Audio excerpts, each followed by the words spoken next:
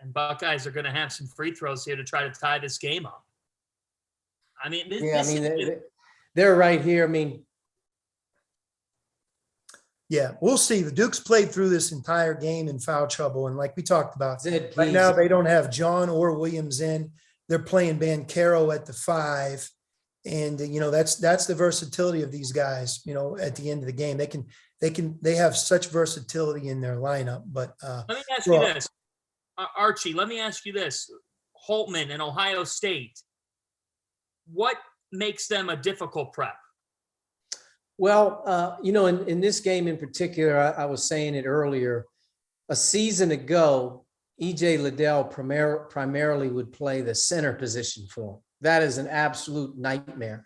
Now, Zed Keys really evolved, but Chris Holtman has done a great job wherever he's been, but in particular, they play inside out regardless of who their front court is. They are able to draw fouls, and their guards do a really good job with their spacing. But I think one thing that makes them very difficult is who do you defend E.J. Liddell with? A big has problems with them. He overpowers others. But what they have going right now is a good 1-2 punch because Zed Key is really anchored down there tonight, and they've thrown the ball to him quite a bit.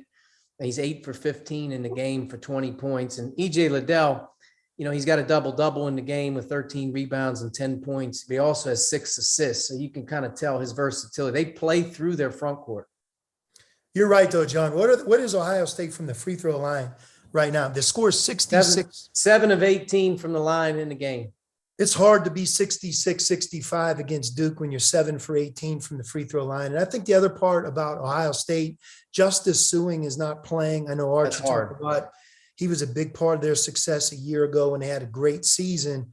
And you almost forget sometimes these early season injuries when guys aren't playing. But you put him on the court, Ohio State goes to a completely different level. But if they're able to just watching how they're doing it down the finish, I mean, Duke's gonna have a hard time right now defending E.J. Liddell with smalls and bigs. He's such a hard matchup, and Chris is putting this game completely on isolations right now between him on the perimeter and Key inside. And they've worked their way right into this game and getting a lead, and they made up for it by making the 8 threes versus Duke's 4. But these are some big free throws. They got to convert here.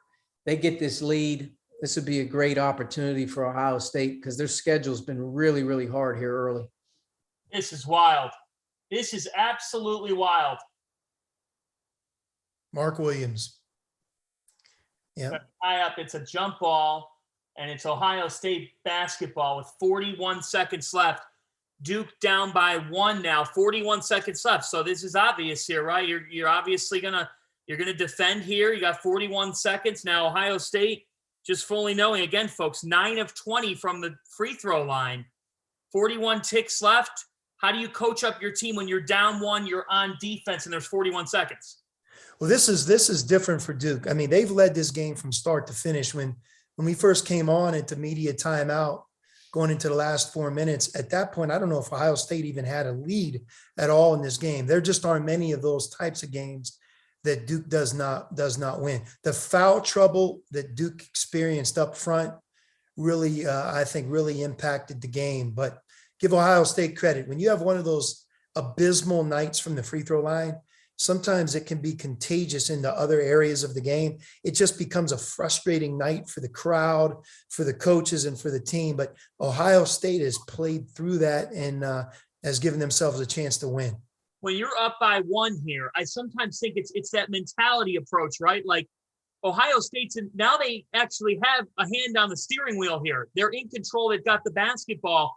Like, how much do you want something to the rim here to be the aggressor and not have an empty trip, knowing you've got the ball here? You're up 1. You can extend it to 3, and if you get the right look, 4. Well, you got to get a shot. That's point number 1. You don't want to settle. And I wouldn't be, to be honest with you, they have to get the ball to their best player right here, make sure they get a quality possession, give him a catch where he's going to be able to make a play for somebody else or himself. Don't waste time. You have a 41-second shot. You have 41 seconds on the deal. Duke's probably going to play for the stop right now. But I think right now this ball is going to go to E.J. Liddell, and he's going to drive the ball and either kick it or he's going to get fouled. Duke's playing small. Bancaro's at the 5.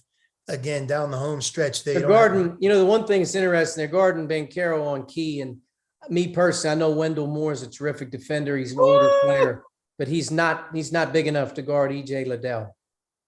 EJ Liddell's an NBA draft pick and then some, baby. Big time onions. Big time onions. He's a Duke great player. A three is long. Ohio State with 3 seconds left, up 3. They're going to win this ball game. It's an amazing win for Ohio State. Amazing win.